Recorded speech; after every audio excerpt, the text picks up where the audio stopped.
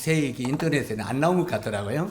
그래서 그런 걸 염두에 두고 사람이 들어가는 이 문은 좁고 한 사람이 이렇게 들랑달랑 할 수 있고 그건 돌파열. 근데 양들만 집어넣으면 엎드리고 그건 종들도 그쪽으로 끌고 들어갈 수 있다. 그래서 그 전에 제가 이제 벌써 수십 년 전에 바로 이 양에 들어가는 문은 겸손의 문이다. 이제 이렇게 들었고 배웠고 정리가 했는데 요즘에 이제 내가 이제 그때 들었던 것들을 할 수 또 배웠던 것들을 할 때 약간의 요즘에 인터넷 그래서 이제 실제로 이제 그 영적인 것과 그냥 눈에 보이는 것과 다를 수가 얼마든지 있다 하는 것을 우리 형제 자매님들도 아시면 좋겠어요. 그래서 때때로 이제 어떤 이야기를 할 때 물론 도입이 돼서 인터넷을 보고 그 맞춰서 저게 긴데 아닌데 할 수 있지만 거기에 흐르는 영적인 의미들을 여러분이 정말 배웠으면 좋겠다. 영적인 흐름을 배우지 않으면 문자적으로 그냥 눅신도로 보면 아무 의미가 없어요. 심령은 변하지도 않아요. 다시 말해서 양의 문은 이렇대 사람이 걸어갔대 그거 갖고 내 마음에 뭐가 보내요? 아무것도 안 변하는 거예요. 그러나 여기에 따르는 영적인 의미를 우리가 찾을 때 그렇구나. 그러면서 그 마음이 내 심령을 움직여서 삶 속에 적응이 되는 거예요. 이해 가시죠? 그래서 설교는 문자적인 설교가 있고 문맥적인 설교가 있고 영적인 설교가 있다고 말씀드렸어요? 안 드렸어요? 그래서 때때로는 문맥적인 것만 배울 수도 있어요. 과거에 이것은 이런 뜻이고 이렇게 됐으니까 이렇게 될 것이다. 이 문자적으로 문맥적으로도 배울 수도 있고 설교를 들을 수도 있고 또 문자적으로 한 말씀의 문자를 깊이 생각함으로 거기에 대해서 기쁨을 빼달을 수 있고 그 다음에 이 말씀의 전체적인 영적인 의미가 뭐냐 이걸 배울 수 있고 근데 사실은 제 그 설교 가운데는 영적인 흐름의 교재가 제일 많을 겁니다. 그렇기 때문에 여러분의 마음의 문으로 문을 열고 들으면 여러분께서 아멘 하면서 삶에 적응이 되지만 문자적으로 계속 들고 문맥적으로 들어다 보면은 지식적으로는 그렇다 저렇다 아는데 요건 안 변하는 거예요. 중요한 것은 주님이 원하시는 것은 네 마음의 문을 열으라고 자꾸 말하고 있잖아요. 네 머리의 문을 열어라 말지 않고 네 마음의 문을 열어라. 요게 열려야 돼요. 구원도 마찬가지예요. 구원이 어떤 것이 열어야 돼요? 지식으로 예수님이 내 죄를 다 죽었다고 머리로 알았어요. 깨달았어요. 예수님이 내 죄 다 지시고 하셨구나. 이거 빌렸다면 구원을 얻었다구나. 머리로 알았어요? 안 알았어요? 그게 구원입니까? 그거 보고 지식구원이라고 하는 거예요. 머리로만 알았다는 거예요. 이거 지식구원. 머리 구원이에요. 그런데 이 머리로 지식으로 알았던 것이 어디로 들어가야 돼요? 요리 들어가야 돼요. 이래 들어갈 때, 주여, 주님이 이렇게 하셨군요. 그러면 제 삶을 어떻게 살아야 되겠습니까? 지금 뭐가 움직이고 있어요? 여기 움직이잖아요. 예? 그래서 이 정말 참된 구원은 마음이 움직여야 돼요. 이해 가시죠? 그러면 이 마음이 움직이게 되면 그 다음에 뭐가 변해요? 내 삶이 변하게 돼 있어요. 이해 가십니까? 근데 내 삶은 하나도 안 변하는데 머리로만 나도 알아요. 나도 믿어요. 근데 이건 안 변하는 거야. 안 움직이는 거야. 이걸 지식구원이라고 하는 거예요. 그래서 우리가 하나님의 말씀을 듣고 보고 배울 때도 마음의 문을 열고 주여 이 말씀을 통해서 주님이 나에게 무엇을 깨닫기를 원하시나이까? 주님이 나에게 주시는 참된 의미가 무엇입니까? 제가 마음의 문을 열고 이걸 깨닫기를 원하고 마음에 순종하기를 원합니다. 이런 마음으로 성경을 접할 때 이 성경이 여러분의 안에 있는 영과 하나님의 영이 하나가 되어서 움직인다 이 말입니다. 이건 굉장히 신앙생활에 중요한 것입니다.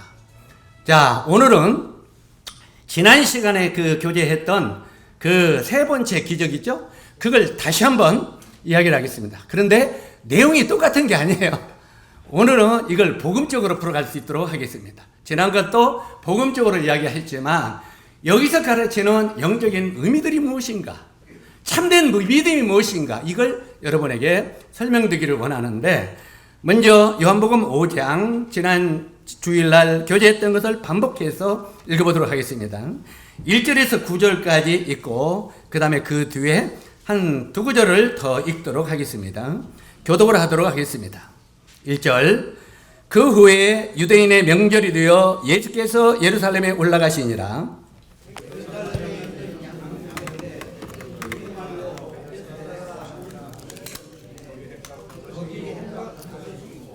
지금 몇 사람이 읽어요? 같이 읽도록 한 사람이 읽으니까 읽으면 좋겠어요. 그 안에 많은 병자, 맹인, 다리 저는 사람, 혈기 마른 사람들이 누워 물의 움직임을 기다리니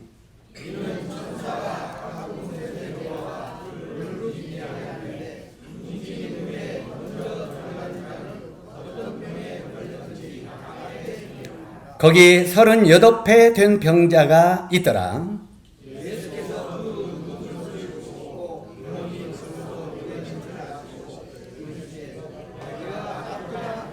병자가 대답하되 주여 물이 움직일 때 나를 못에 넣어주는 사람이 없어 내가 가는 동안에 다른 사람이 먼저 내려가나이다.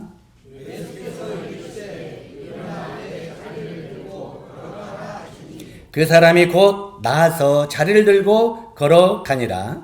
이날은 안식일이니. 그 다음에 15절을 같이 읽도록 하겠습니다. 시작. 그 사람이 유대인에게 가서 자기를 고친 이는 예수라 하니라. 그 다음에 24절과 5절 시작. 내가 진실로 진실로 너에게 이르노니 내 말을 듣고 또 나 보내신 이를 믿는 자는 영생을 얻었고 심판에 이르지 아니하나니 사망에서 생명으로 옮겼느니라. 진실로 진실로 너에게 이르노니 죽은 자들이 하나님의 아들의 음성을 들을 때가 오나니 곧 이때라. 듣는 자는 살아나리라.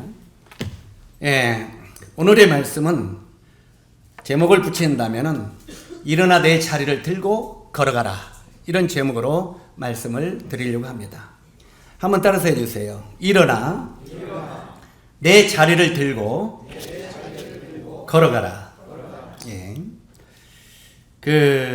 오늘 이제 이 본문의 말씀을 다시 한번 읽었는데 여러분들도 이 말씀에 이제는 마음의 문을 열고 귀를 기울이심으로 말미암아 구원의 확신, 이 구원의 확증을 얻으시기를 거듭 부탁을 드립니다. 이 본문을 보면 지난 시간에도 말씀을 드렸습니다만 38년 된 병자가 나옵니다. 몇 년 됐다고요? 자, 정말 어떻게 보면은 이 병자도 자기의 그 삶의 거의 생애를 환자로, 병자로 보냈죠. 참 비극 아닙니까? 이렇게 38년을 병자로 이렇게 살아갔는데 그 병은 어떤 병이냐면 누워서 밥 먹고 누워서 쉬려는, 걸어 다닐 수도 없는 그런 병이었다는 겁니다. 그 환자가 자기의 그 병을 고치려고 어떻게 보면은 온갖 방법을 다 써봤을 것입니다. 이 온갖 방법을 다 써봤지만 고침을 받지 못하고 그 자신의 몸은 만신탕이가 되어버렸다 이 말이에요. 우리가 때때로 돈을 들여도 별짓 다 해도 병을 고칠 때 이 몸이 파리해지고 만신상이가 되어버리는 그런 경험을 할 수도 있죠. 수년 동안 병을 고치려고 해도 안 고쳐지는 거예요. 수없이 많은 돈들을 갖다 바쳤지만 안 고쳐질 때 얼마나 마음이 답답하겠습니까? 그런데 이 병자가 자기 노력과 애씀으로 자기 병을 고치지 못했기 때문에 마지막으로 사람들의 도움을 받았어요. 특별히 여기서 우리가 마음에 둘 것은 누구의 도움을 받았다고요? 사람들의 도움을 받았다는 거예요. 사람들의 도움을 받아서 베데스다 이 못에 찾아갔습니다. 바로 이 베데스다 못에 거기에 행각 몇 개가 있었다고 그랬어요? 5개가 있다고 그랬죠.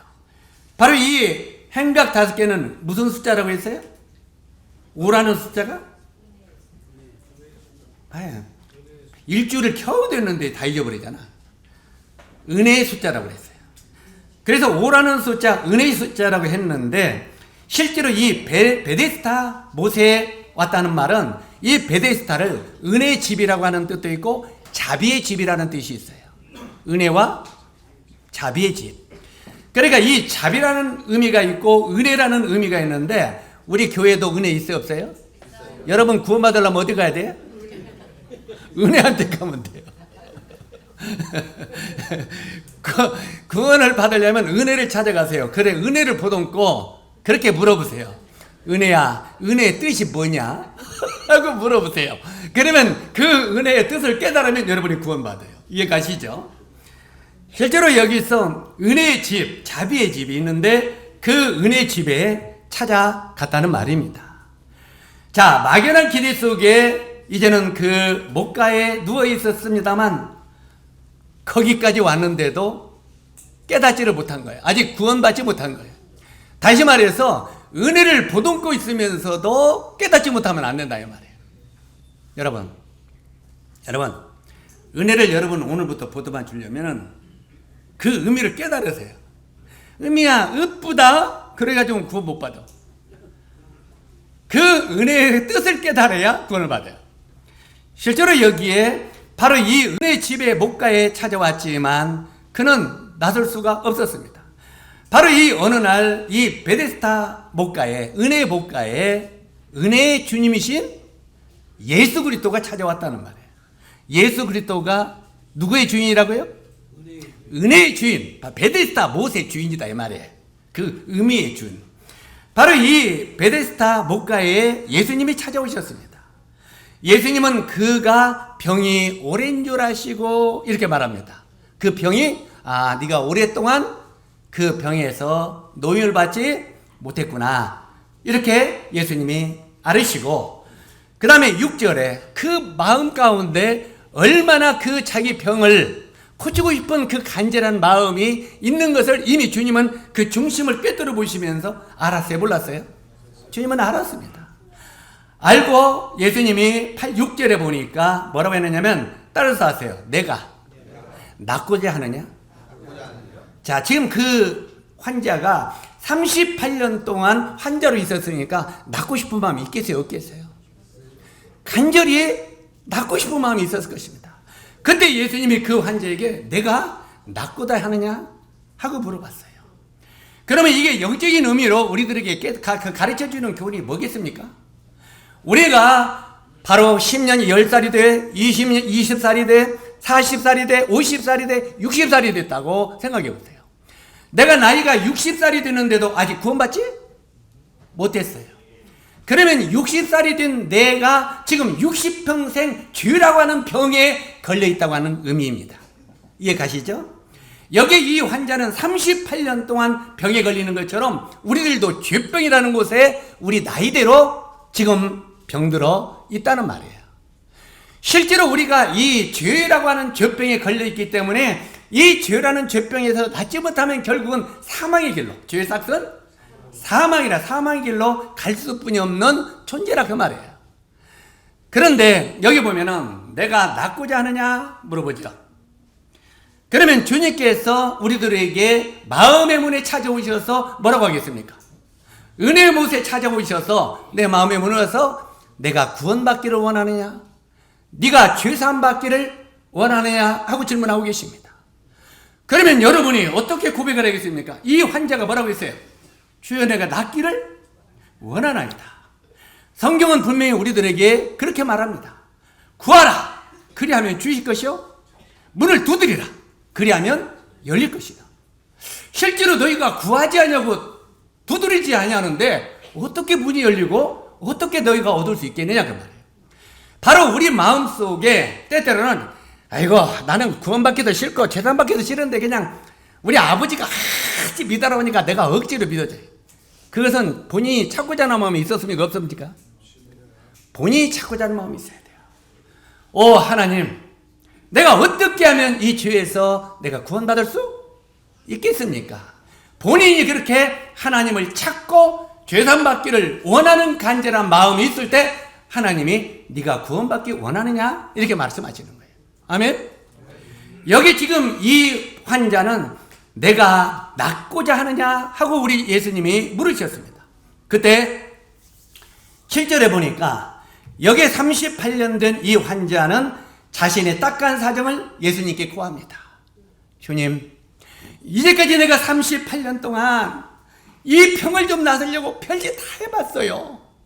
그런데 이 몸은 점점 병은 악화되고 이제는 도저히 내 힘으로 움직일 수도 없는 자가 되었나이다. 이 말은 뭔 말입니까? 나는 이제 내 힘으로는 이 병을 나을 수가 없나이다 고백한 거예요. 실제로 우리가 우리 노력과 우리 애씀으로 아무리 노력해도 우리는 죄사함을 얻을 수 있다 없다? 성경의 율법의 행위로는 하나님 앞에 의롭다함을 얻을 육체가 없다고 하는 것처럼 우리의 어떤 애씀과 우리의 노력으로는 우리가 절대 죄사함 받을 수 없고 구원받을 수 없다고 하는 것입니다. 주님, 제 노력과 제 힘과 제 몸으로는 이 병을 낫을 수가 없나이다. 제 체험과 제 힘과 노력으로는 도저히 안 됩니다. 저는 어쩔 수 없습니다. 하고 고백을 하는 것을 봅니다. 그런 그 자기 힘으로 아무것도 할 수 없는 그에게 예수님이 말씀을 던집니다. 예수님이 그 병자에게, 이 환자에게 엄청난 뭘 던져요? 말씀을 던집니다. 이 말씀이 무슨 말씀이냐면 8절에 보니까 뭐라고 했습니까? 따라서 하세요. 일어나 내 자리를 들고 걸어가라. 자, 먼저 지금 자기의 힘과 노력으로는 일어날 수 있어요, 없어요? 없습니다. 여러분, 이걸 깊이 생각하십시오. 자기 노력과 애씀으로는 이 병자가 일어날 수도 없고 자기 스스로 먹을 수도 없습니다. 그렇게 꼼짝 못하고 누워있는 이 환자에게 예수님이 명령합니다. 뭐라고 명령해요? 일어나라! 일어나라! 자, 이 환자는 예수님의 이 말씀을 들을 때 뭔 생각이 들었겠어요? 저 양반이 지금 뭔 말을 한대요? 내가 38년 동안 일어날 수도 없는 존재인데 나보고 일어나래. 아이고, 어떤 사람은 이렇게 말할 겁니다. 주님, 그 쓸데없는 말씀 그만하세요. 나 38년 동안 일어날 수도 없고 앉을 수도 없어요. 그만큼 말하지 마세요. 그건 내게는 안 맞습니다. 이런 사람 있어요, 없어요? 있어요. 자기의 노력으로 할 수 없다는 걸 깨달으면서도 예수님을 의지하지 않는 사람이 있다 이 말이에요. 믿지 않는 사람이 있어요. 그런데 어떤 사람은 여기에 지금 나오는 이 환자는 어떤 믿음을 가졌습니까? 아마 이렇게, 여기는 성경이 기록이 없지만 이렇게 말했을 것입니다. 주여, 내가 38년 동안 일어나 앉을 수도 없었지만 주님이 일어나고는 주님의 말씀에 의지하여 내가 일어나겠나이다. 이게 굉장히 중요한 겁니다. 따라서 하세요. 내가 38년 동안 일어날 수 없었지만 예수님의 말씀을 의지해서 일어나겠나이다. 이게 믿음이라는 거예요. 이해가십니까? 이 예수님의 말씀을 믿는 믿음이 바로 이거다 이 말이에요. 주님, 제가 일어나겠나이다. 자, 여기에 다시 말씀으로 들어가서 한번 생각해 봅시다. 그 38년 된 이 환자는 자기 스스로 움직일 수도 없었죠. 누운 채 빵을 구걸하고 누운 채 연명하며 38년을 살았습니다. 이렇게 오랫동안 이렇게 누워서 신뢰를 하고 살았는데 이런 상황을 볼 때 도저히 불가능한 일인데 바로 이 예수님의 말씀이 이 환자에게 던져지자 이 환자는 그 말씀을 믿음으로 붙들었어요. 자, 지난 시간에 또 말씀드린 믿음이 뭡니까? 믿음은 하나님의 말씀을 붙드는 것입니다. 내 것으로. 이 믿음으로 이 말씀을 붙들었습니다.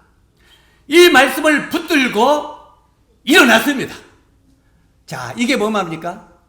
우리 성경에 이런 말이 자주 나옵니다. 따라서 사람으로서는 할 수 없으되 하나님으로서는 할 수 있느니라.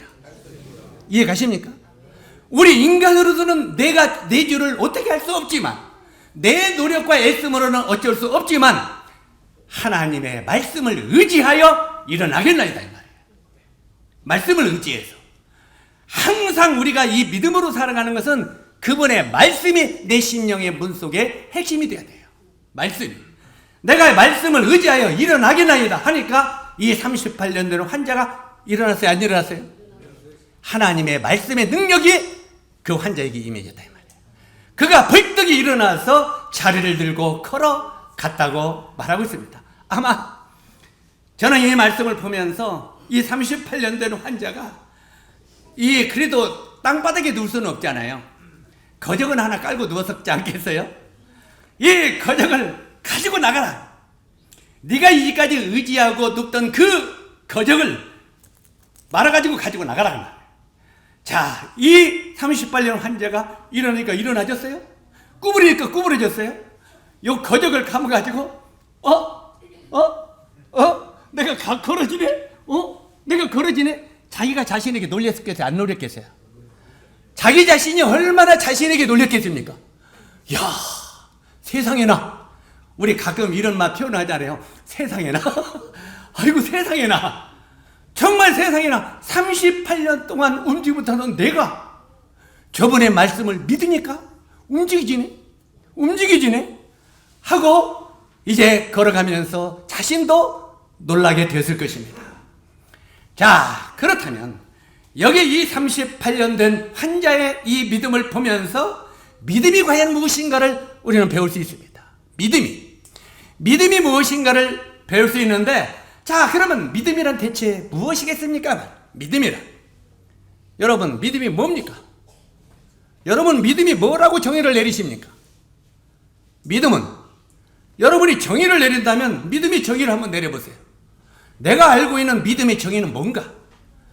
실제로 여기에 이 믿음이라고 하는 말은 말씀이 아래로부터 나를 받쳐준다, 이런 의미예요. 다시 따라서 하세요. 믿음이란 하나님의 말씀이 나를 밑에서부터 받쳐주는 것이다.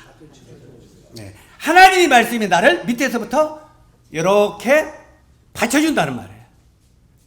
이해 가시죠? 그러니까 내가 둥둥 떠오를 수 있는 것은 그분의 말씀이 나를 받쳐주기 때문에 내가 둥둥 뜰 수 있다, 이 말이에요.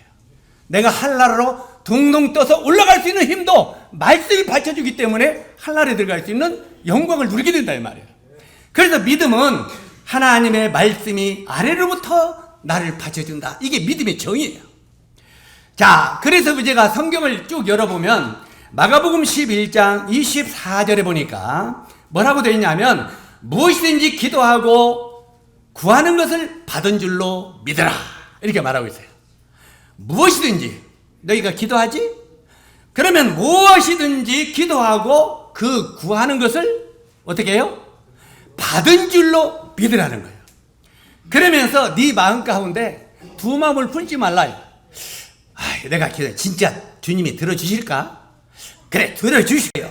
그런데 혹시 몰라, 이 두 마음이 왔다면 이미 네 마음에 두 마음을 보면 너는 얻을 줄 생각하지 말라는 거예요.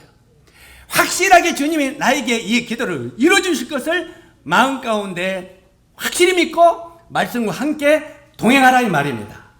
그 다음에 야고보서 1장 6절에 보니까 뭐라고 말하고 있습니까? 오직 믿음으로 구하고 조금도 의심하지 말라. 어떻게 하라고요? 믿음으로 구하고 조금도 의심하지 말라.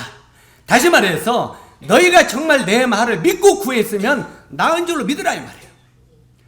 너희가 정말 내 말을 믿는다면 믿고 구하라고 말해요. 그리고 구했으면 너희가 나은 줄로 믿으라는. 여기 나오는 38년 된 환자는 주님의 말씀을 믿는 순간 자기가 나은 줄로 믿었어요, 안 믿었어요? 내가 나섰네? 38년 동안 내가 누워서 환자로 병자로 있었는데 내가 말씀을 믿으니까 나섰네. 이해 가시죠? 바로 이 환자는 자기가 나선 줄로 믿었다는 말이에요. 여러분이 10년이 됐, 10살이 됐든지 40살이 됐든지 60살이 됐든지 60살 동안 나는 죄라고 하는 병 환자로, 죄병이라는 그 병이 나를 지옥으로 이끌어가는 자였더니, 이미 꼼짝 못하고 내가 이 죄로 말미암아 지옥 가는 자였더니 어느 날 주님의 말씀을 믿음으로 내가 죄사함을 얻은 줄 믿노라 하는 거예요. 이해가시죠? 하나님의 말씀을 믿음으로 내가 죄사함을 얻은 줄을 믿었노라, 이 말. 이게 구원인 거예요. 실제로 여기에 이렇게 말씀을 하시면서 믿고 구했으면 너희는 나은 것으로 믿으라고 말하고 있는 것입니다.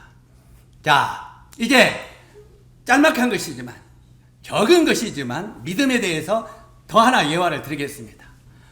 이번에 이제 우리가 15일부터 필리핀 울랑고, 세부의 울랑고 섬하고 그 다음에 마닐라 산마리노에 들어갑니다.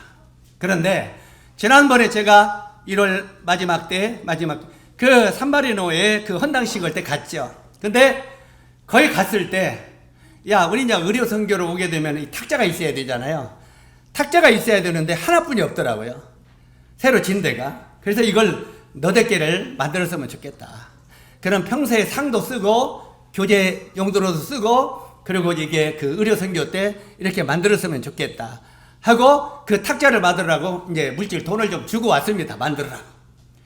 자, 그렇게 만들라고 왔는데, 이제 그 뒤로 지금 형제가 참 열심히 이제 그걸 막 사람들 이제 목수들 데리다가 만들더라고요.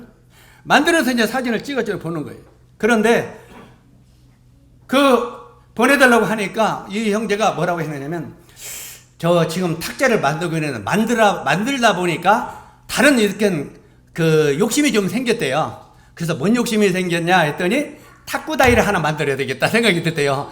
이제 그 탁자를 만들자 보면은 이걸 조금 크게 만들어서 탁구다이를 만들면 좋겠다 생각이 떠오를 거 아니겠어요? 벤치질에서. 그래서 이 탁구다이 2개를 만들어서 탁자로 쓰고 그 다음에 나머지는 탁구로 써야 되겠다. 그래서 제가 아이고 형제야, 베니다판 가지고 탁구다이 말하면 공도 안 뛰어. 제가 처음에 만들어 봤거든요. 탁구다이 만들어 가지고 나중에 안 뛰어서 이제 그 페인트를 칠하면 조금 더 뛰어요. 근데 보통 탁구다이 되면 공이 요만큼 뛸걸? 페인트를 칠하면 공이 3분의 1도 안 뛰어요.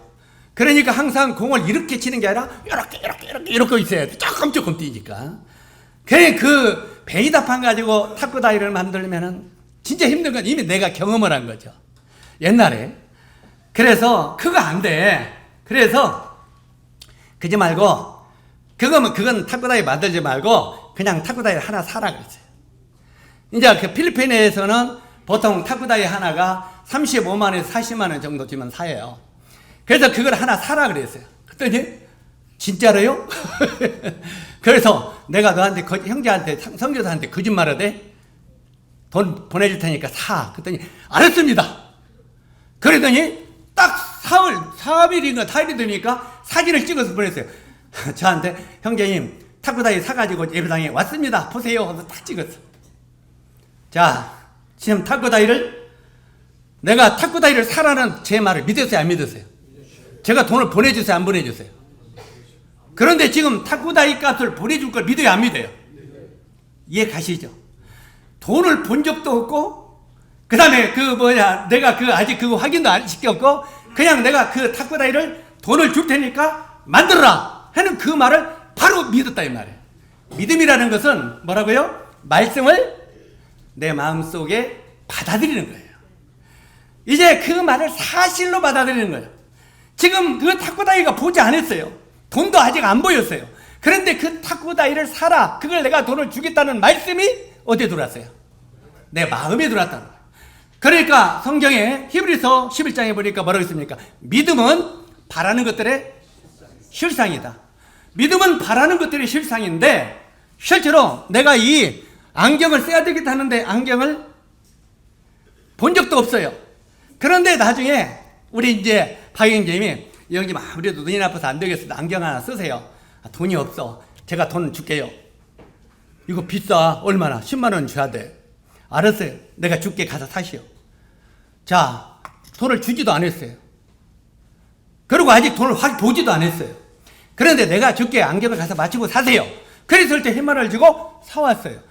그러면 그 말이 내 마음속에 믿음으로 온 것이다, 이 말이에요. 이해 가세요? 믿음은 항상 바라는 것들이 실상이라. 내가 이제 어떤 것을 구하고 하나님 앞에 어떤 걸 했을 때 그것이 사실로 내 마음속에 이루어진다고 믿으라는 거예요. 내가 네 죄사함을 얻었느니라 하면은 예수 그리스도의 십자가가 내 죄를 용서했다는 사실을 어떻게 하라고요? 믿으라, 이 말이에요. 마음속에. 그러면 네가 구원을 은혜로 얻은 자 되었다는 말이에요. 실제로 이것이 믿음이라는 거예요.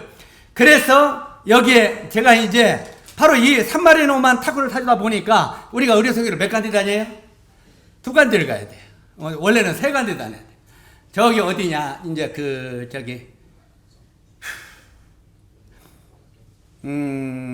필리핀 세부에 젤로 이제 빵난, 이게 빵난 이제 이 원재 선교사가 처음에 갔던 지역인데 거기서 이제 먼저 이틀 할 거예요. 실제로 거기는 하는데 거기는 이미 내가 옛날에 탁구다이 사줬어. 어디 가면은 왜냐면 선교지 가면 가난한 데라 뭐 갖고 놀 데가 없어요. 저기 몽골은, 몽골까지 이야기가 퍼지네. 이 조그마한데, 이 도시가 자그마한데 겨울이 길어요. 여름은 작고. 그러니까 1년에 4, 5개월을 일하고 그 다음엔 다 겨울이에요. 몽골이요. 그러면 몽골 길고 긴 날 성경 공부도 한계가 있지. 예배당에서 성경 공부인데 눈이 하얗게 사면 뭐 놀 게 있어요, 없어요? 탁구다이 사주면 탁구다이가 다 빵꾸가 나도록 갖고 놀아요. 이해 가시죠? 왜? 다른 것이 없으니까. 예? 옛날 이 필리핀 맨지라고 하는 형제가 있는데, 필리핀은 보통 식구들이 8명, 10명, 몇 명씩 나요. 애들을. 그러니까 우리 고창의 이완기 형제님이 이제 그 맨지라고 하는 형제한테, 야, 너 그 필리핀은 왜 이렇게 애기들만 많이 나냐? 왜 이렇게 애기를 많이 나? 그러니까 한국에는요, 보고 가지고 놀 게 많잖아요. TV도 있고 또 막 이것도 있고 또 오락도 많고 여기저기 보고 느낄 게 많잖아요. 즐길 게. 근데 필리핀은 그런 게 없다는 거예요. 그러니까 저녁밥을 먹으면 아무것도 볼 것도 들을 것도 없다는 거예요. 그러니까 여보 자자. 여보 자자. 그러니까 생기는 건 뭐만 생겨? 그래서 필리핀은 애기가 많이 생긴다. 그래서 우리가 웃은 적이 있어요. 근데 그게 말이 맞더라고요. 그래 안 그래요? 요즘에도 우리 한국도 왜 이렇게 자식들이 덜나? 보고 늙고 즐길 게 너무 많아요, 안 많아요? 그러니까 실제로 남편이 예를 들어서 여보 자자 그러면 아이 나 이것 좀 더 보고 이거 나 뭐 이거 더 보고 그러다 보니까 각자 보고 즐길 시간이 많으니까 우리 한국은 애기도 안 나. 조금 이야기가 격게 나갔습니다. 이런 때 그냥 애기 나라고 한마디씩 하고 싶어서 그래. 자, 어찌하든 간에 여기 이제 필리핀에 그러는데 지금 이제 거기를 사다 주다 보니까 저쪽 어디가 생각나요? 서구센터. 울랑구 선센터도 지금 이제 문인우 선교사가 지금 지었잖아요. 지금 지어서 아직 마무리도 않고 지금 본 홀도 아직 마무리 안 했어요. 그런데 이제 거기 보면은 많은 사람들이 몰려요, 안 몰려요? 수양회하고 캠프하면 그리 이제 다 몰릴 거란 말이야, 필리핀에. 그러면은 이제 그 사람들이 뭔가 뛸 게 있잖아. 그래서 이 산마리만 생겨나고 이 울랑구도 전화를 해가지고 저기 문인우 선교사 거기 타코다이 하나 거기 센터에 필요하겠지. 그러니까 그러면요 하나 사. 저것도 사주는데 미안하니까 그것도 사랬더니 알았습니다. 그랬더니 어저께 그것도 따까닥 샀다고 또 연락이 와. 자, 물론 그런 욕심 때문에 그랬지만 자기가 원하는 것이지만 사라고 하는 말씀을 믿을 때 그것이 사실로 이루어진다. 이게 믿음이다 이 말이에요. 지금 이 믿음을 이야기하려고 여러 모양의 지금 이야기를 하는 거예요. 실제로 그 말을 믿음으로 그것이 사실로 이루어지는 것이 신앙이고 믿음이다 이 말입니다. 그래서 이 성경은 로마서 10장 10절에 뭐라고 말하고 있습니까? 로마서 10장 10절에 사람이 마음으로 믿어 의에 이르고, 뭘로 믿어서요? 사람이 마음으로 먼저는 믿어서 너희가 의에 이른다, 의인이 된다 이 말이에요. 마음으로 믿어 의에 이르고 그 다음에 입으로 시인하여 구원에 이르느니라 하고 말하고 있는 걸 보게 됩니다. 내가 마음으로 확실히 믿으며 의에 이르고 그 다음에 입으로 시인할 때 내가 구원받은 사람으로 인정이 된다는 것입니다. 우리가 십자가의 은혜로 죄가 사해진 것을 믿는다고 해도 우리는 계속 죄를 죄에 안 져요. 이걸 아셔야 돼요.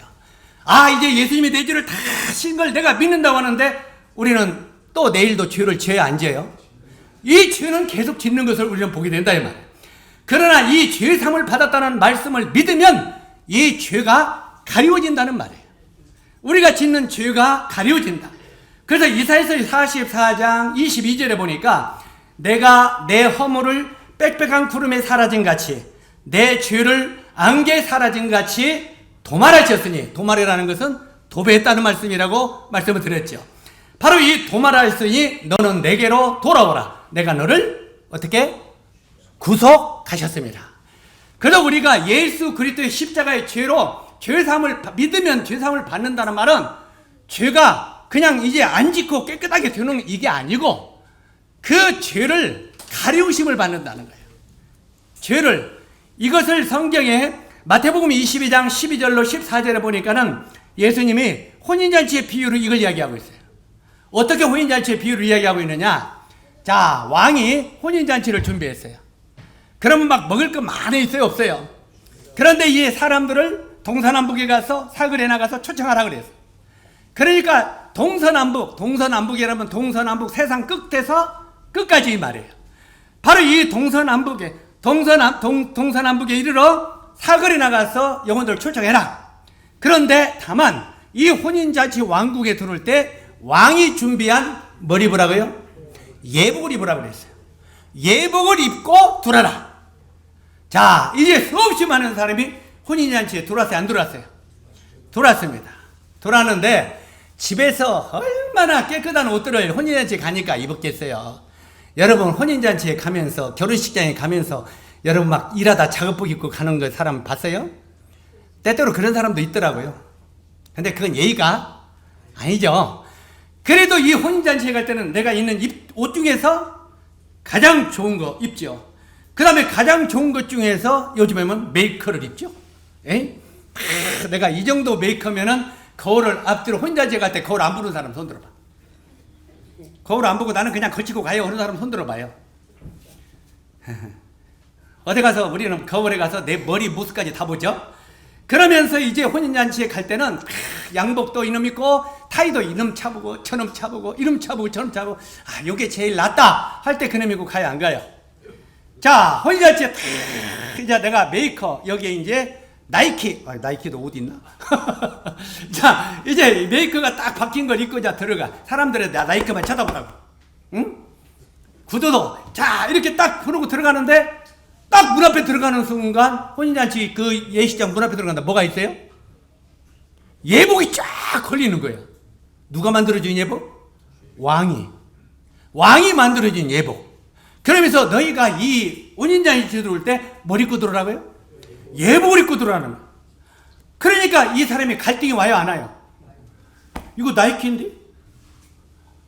왜 저걸 입어요? 에이 그래도 내 나이키가 좋겠지. 한번 따라서 하세요. 내 나이키가 내 예복이 좋다. 그래 요거 자랑을 하고 그냥 들어갔다 이 말이에요. 이거 이해 가시죠? 그래도 자기가 준비한 예복이 가장 귀하다고 왕이 준비한 예복을 입지 않고 들어갔다 이 말이에요. 혼인잔치에 참여하는데 왕이 거기에 뭐라고 기록되어 있습니까? 실제로 여기에 그 마태복음 20장 12절로 14절을 보니까 왕이 이제 그 혼인잔치에 손님들이 가득한지라 왕이 뒷짐을 차고 돌았다 이 말이에요. 아 오셨습니까? 왔냐 아 잘했다 와라 축하한다 와라 다 초청하는데 다 예복을 입었는데 한 사람이 뭘 입었어요? 나이키를 입고 들어왔단 말이에요. 왕이 뭐라 그랬어요? 친구요 너는 왜 예복을 입지? 아내는요? 왕이요 저는 이 나이키가 더 좋아서요 이 메이커가 더 좋아서 이걸 입었는데요 이거 얼마나 멋지고 돈 비싸요 이걸 입고 들어왔는데 왕이 뭐라고 했습니까? 이 자를 바깥 어두운 데 쫓아내라. 거기서 바깥 어두운 데 떨어져서 슬피 울며 이를 갈미 있으리라. 슬피 울며. 자, 그 메이커 자기가 만들고 자기가 준비한 예복을 입고 들어갔을 때 그는 어두운 데 내어 쫓겼다는 말이에요. 우리가 나중에 나의 행위 내가 하나님 내가 그래도요 몸이 아파도요 내가 교회 한 번도 빠지지 않고 나왔다니까요. 그러면 아이고 잘했다. 예요? 예? 하나님 내가요. 야 이거 오해하지 마세요. 앞으로는 그래 교회 이제 안 나가겠구나. 그리고 앞으로는 헌금도 안 해야겠구나. 요렇게 하고 아니 오해해도 괜찮아요. 그런 사람은 믿음이 그렇게 가니까. 실제로 주님 내가 얼마나 헌금을 열심히 했는지요. 11조를 내가 빼먹지 않고 했거든요. 자, 우리가 이제 그게 내 예복이요. 내 메이커다 이 말이에요. 내가 하나님을 하여 이렇게 했다 이 말이에요. 이렇게 하고 이렇게 했다 이 말이에요. 그러니까 하나님께서는 근데 내가 입고 들어가는 건 안 입었냐? 뭔데요? 예복이 뭔데요? 이게 더 안 좋아요? 그거 말고 예복 모르겠는데요? 이 자를 어두운 지옥에 너 쫓아라. 성경에 분명히 우리는 율법의 행위로는 하나님 앞에 의롭다함을 얻을 육체가 없다고 그랬어요. 율법 아래 있는 자는 저주 아래 있다고 말하고 있어요. 우리가 우리의 어떤 노력과 애씀으로 천국 가려고 하는 사람은 저주, 지옥 가는 자가 된다 이 말이에요. 그래서 우리들은 하나님 앞에 나왔을 때, 예배 드릴 때 제발 자기 행위 좀 나타내지 마세요. 하나님, 내가 오늘요 몸이 안 좋은데도 여기 막 나왔거든요. 예배 드리러 나왔는데 하나님 나 기쁘시죠? 나 칭찬해 주세요. 그게 뭐예요? 이게 율법의 행위요. 이거 가지고 나오는 게 아니라 이 말이에요. 그럼 뭘 가지고 나왔어요? 100% 예수 그리스도의 십자가의 은혜를 힘입어 나오라 이 말이에요. 이게 예복이다 이 말이에요. 그래서 예배 시간에는 철저하게 우리 주님을 높이는 예배를 드려야 돼요. 알겠습니까? 제가요 이게 이런데요 그래서 그냥 이런 걸 내가 물리치고 나왔거든요. 그게 어찌다는 거예요? 그래서 나를 좀 칭찬해 달라는 거예요? 야 이놈아 나는 너를 왜 내 생명을 내놨어. 네 몸에 감기 드는 것 좀 이기고 나온 것이 그렇게 자랑거리냐? 물론 잘했다. 그러나 그것은 나에게 되면 나는 너에게 생명을 주었구만. 너는 나를 왜 뭘 주냐? 감기 좀 이기고 나온 것이 그렇게 자랑거리지? 자, 이 말은 오해하지 말라고 내가 분명히 그랬죠? 앞으로 감기 들으면 안 나와야겠구나. 그 말이 아니라는 말이죠. 이해 가시죠? 우리는 하나님 앞에 할 때 100% 하나님의 온전한 은혜를 힘입어 감사함으로 주님 앞에 보좌 앞에 나오라 이 말이에요. 이해 가시죠? 그래서 우리의 행위와 율법의 자랑거리는 예배 시간에 가지고 나오면 안 됩니다. 이것이 하늘나라는 기본 지금 연습이요. 실제로 여기에서 이 예복이 그런 의미다 이 말이에요. 바로 이 혼인잔치의 예복도 완전히 그 왕이 준비한 예복이 뭡니까? 하나님이 준비한 예복. 하나님이 준비한 예복이 뭡니까? 그 아들 예수 그리스도로 그리스도가 우리 죄를 하여 십자가에 편해 죽으신 십자가의 피의 은혜가 예복이라고 말하고 있어요. 갈라디아서에 뭐라고 말합니까? 너희가 예수 그리스도와 합하여 침례를 받은 사람은 뭘로 입었다고? 예수 그리스도로 옷을 입었느니라 이렇게 말하고 있어요. 하나님이 우리에게 은혜로 주신 예복은 예수 그리스도의 옷이다 이 말이에요.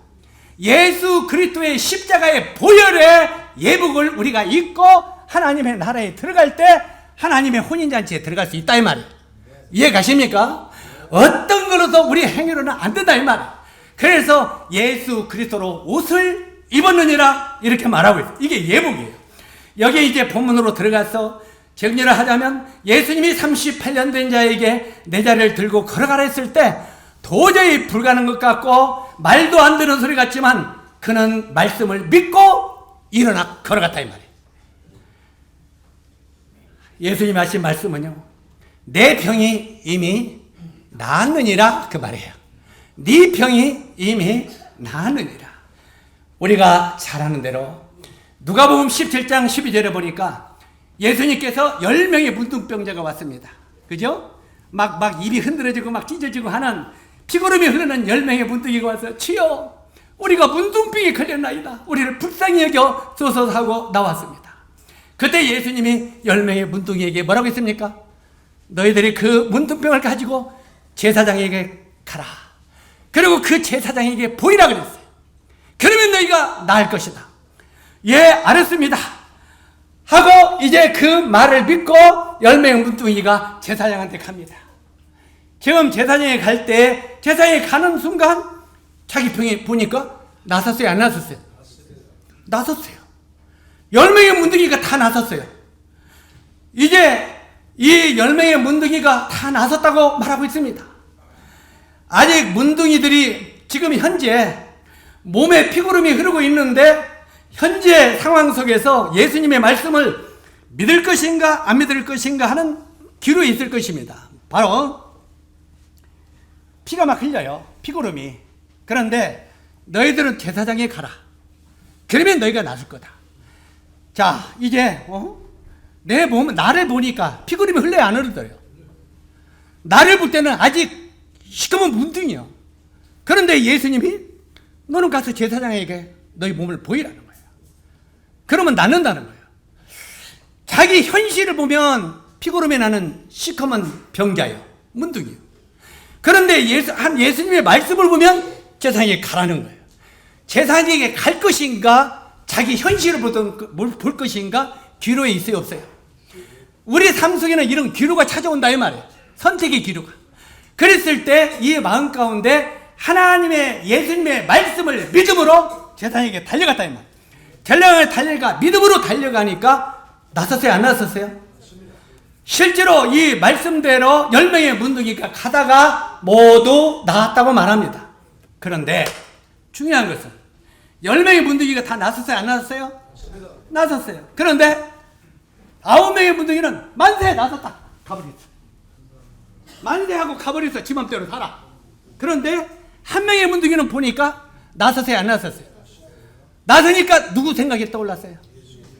예수님이 네가 제사장에게 네 몸을 보이라. 그러면 네가 나서리라는 주님의 말씀이 떠올랐다 이 말이에요. 주님 앞에 돌아가자. 주님이 정말 나의 주인 되시고 그분이 나를 살리셨다고 인정하고 그분께 돌아가자. 이게 믿음이에요. 확실합니다. 그래서 이 한 문둥이가 예수님 앞에 돌아왔다는 말이에요. 예수님 앞에 돌아와서 이제 고백합니다. 주여, 제 문둥병이 깨끗하게 되었나이다. 제가 깨끗하게 되었나이다.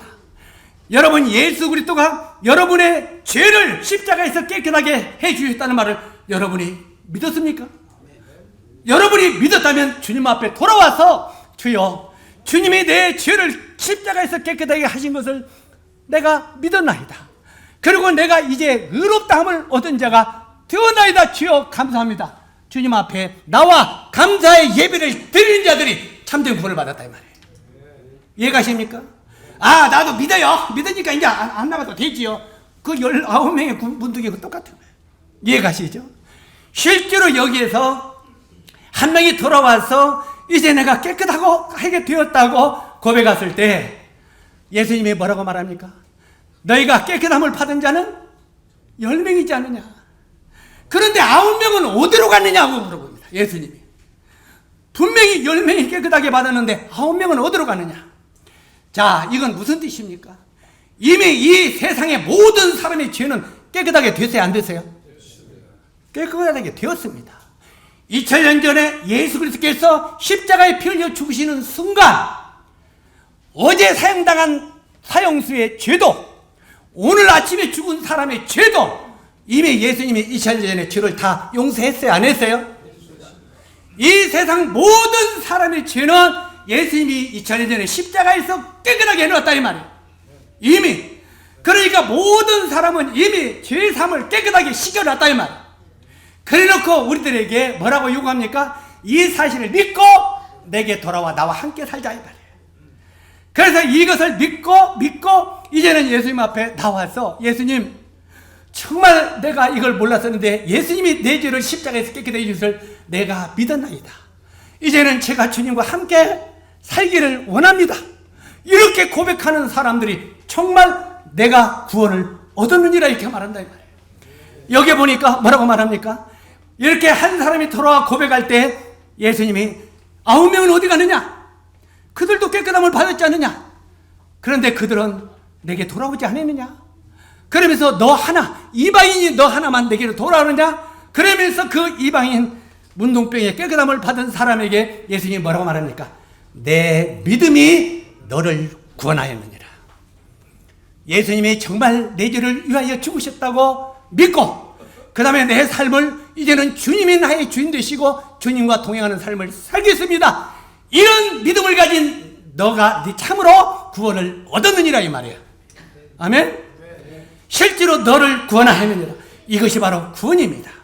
세상 모든 사람들의 죄는 이미 깨끗하게 되었는데 이 사실을 믿고 주님 앞에 나와 주님, 제가 죄사함을 받았습니다. 감사합니다. 이 사람이 진짜 구원을 얻은 사람이 되었다고 말하는 것입니다. 물론 이 성경은 양면성이 있습니다.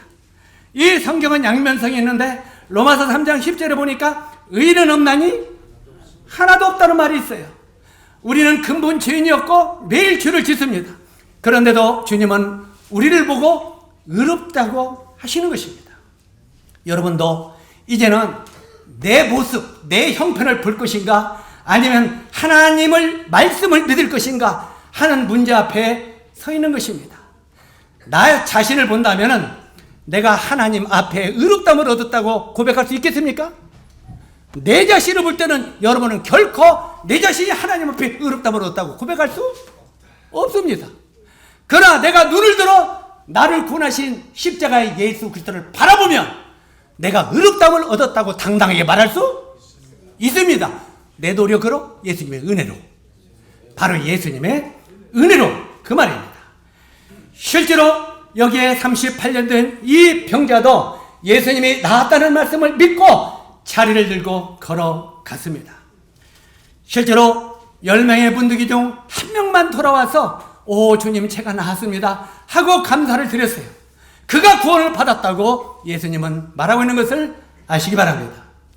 여러분들도 예수님이 내 죄를 깨끗하게 하셨다는 말씀을 내 마음에 믿고 죄인인 내가 의인이 되었구나 그렇게 고백을 하고 있습니까? 죄인된 내가 예수님의 은혜로 의롭다함을 얻었구나, 의인이 되었구나 하고 이제 내가 주님 안에서 사는 것이구나 하고 나와서 주님 앞에 감사의 예배를 드려야 참된 구원자가 된다고 말하고 있습니다. 9명의 문둥이처럼 내가 문둥병에서 나왔다고 이제는 나도 알았어, 예수님이 내 죄 지우니까 믿으면 내가 구원 받았다며, 알았어, 그리고 떠나가는 거예요. 그거 구원 받으세요, 안 받으세요? 머리로만 알고 떠나가는 사람 그거 구원 받은 게 아니에요. 머리로 아는 것이지. 마음으로 그 사실을 믿은 사람은 변화가 일어나게 돼 있어요. 성령이 그 마음에 임재하면 변화가 일어나게 돼 있단 말이에요. 성령이 그 마음을 변화시키게 돼 있단 말이에요. 성령이 마음속에 임재하지 않으면 변화가 안 일어나는 거예요. 바로 이것을 말하는 것입니다. 이제 성경은 우리들에게 그렇게 말합니다. 이제 두 가지 정리를 하고 마치도록 하겠습니다. 누가복음 18장 9절을 보니까 세리와 바리새인의 이야기가 나오죠. 그래 안 그래요? 세리와 바리새인 이야기가 나오는데 이제 예수님이 오셨을 때 그 앞에 세리는 죄인입니다. 죄인과 바리새인이 둘이 예수님 앞에 있었어요. 그 바리새인이 뭐라고 말합니까? 예수여, 왜 그러니? 나는 저 세리와 같지 않습니다. 나는 저 세리와 같이 형편없는 사람이 아닙니다. 그래도 나는 정말 11절을 떼먹지 않고 성수지를 꼬박꼬박 지키고 내가 이렇게 안식일을 잘 지키고 나는 이렇게 하고 나는 이렇게 하고 나는 저렇게 하고 살아갔습니다. 그런데 세리는 멀리 서서 주님 앞에 나오지도 못하고 어떻게 했습니까? 가슴을 치면서 주여 저는 죄인으로소이다, 저는 지옥 갈 죄인으로소이다 하고 고백하고 있습니다. 그런데 바리새인은 그를 우습게 여기고 비방하죠. 그때 예수님이 뭐라고 말합니까? 예수님이 뭐라고 말합니까? 자기를 높이는 자는 낮아지고 자기를 낮추는 자는 높아지리라. 그러면서 이가 저보다, 바리하면 세리가 바리새인보다 뭘 얻었다고? 의롭다함을 얻고 집에 내려가느니라. 놀라운 것입니다. 세리가 의롭다함을 얻었어요? 바리새인이 의롭다함을 얻었어요? 바리새인은 자기가 뭔가 착한 일을 많이 하고 주님 앞에 기뻐하는 뭔 일을 많이 했다고 자랑하는 거예요, 하나님 앞에. 그러나 세리는 자기는 아무것도 한 게 없습니다. 자기는 지옥 갈 죄인입니다. 단지 우리 주님의 은혜로 내가 은혜를 믿습니다. 그랬을 때 이가 저보다 의롭다함을 얻고 집에 내려가느니라. 바리새인은 자기가 의롭다고 했지만 그는 멸망으로 떨어졌다고 하는 것입니다. 실제로 우리들도 처음에는 세리처럼 십자가 앞에까지는 죄인으로 나가야 됩니다. 여러분이 십자가 앞에까지는 지옥 갈 죄인으로 나가야 됩니다. 그러나 십자가 안으로 들어가면, 십자가에 나의 모든 죄를 맡기고 십자가 안으로 들어가면 우리를 의롭다함을 얻었다고 말합니다. 아멘. 그래서 요한복음 10장 9절에 보니까 나는 양의 문이니 누구든지 문 안으로 들어가면 구원을 얻고, 십자가 안으로 들어간다는 것은 그분을 나의 주님으로 관계를 맺고 그분과 함께 살아가는 것입니다. 그분이 문이기 때문에 주님 안으로 들어간다는 것은 문 안으로 그분 안에서의 삶을 산다는 말입니다. 여러분의 주인은 누구십니까? 우리의 주인은 누구십니까? 예수 그리스도가 맞습니까? 그분이 여러분의 주인이 맞습니까? 그러면 그분과 더불어 살아가야 된다 이 말이에요. 실제로 그분 안에서 그분과 관계를 맺고 산다는 것입니다. 이 말씀이 여러분 마음속에 참으로 믿어지기를 원합니다. 그리고 나도 정말 기회삼을 받았다고, 예수님을 나의 구주로 이제는 확실히 받아들였다고 그렇게 고백하는 여러분이 되기를 바랍니다. 그랬을 때 예수의 생명이 여러분 안에 생명으로 심어지게 될 것입니다. 우리 조금 전에 읽었던 뒤에 말씀에 보니까 뭐라고 했습니까? 내 말을 듣고 나 보내신 이를 믿는 자는 영생을 얻었고 심판에 이르지 아니하나니 사망에서 생명으로 옮겨느니라. 그 다음에 이걸 네가 믿느냐? 이 말을 네가 믿느냐?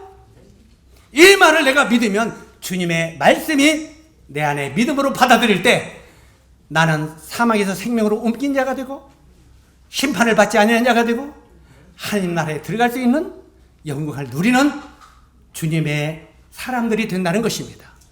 이 말씀을 여러분의 마음속에 확실하게 영접하고 여러분들도 주님과 동행하다가 그분의 나라에 입성하는 여러분이 되기를 바랍니다.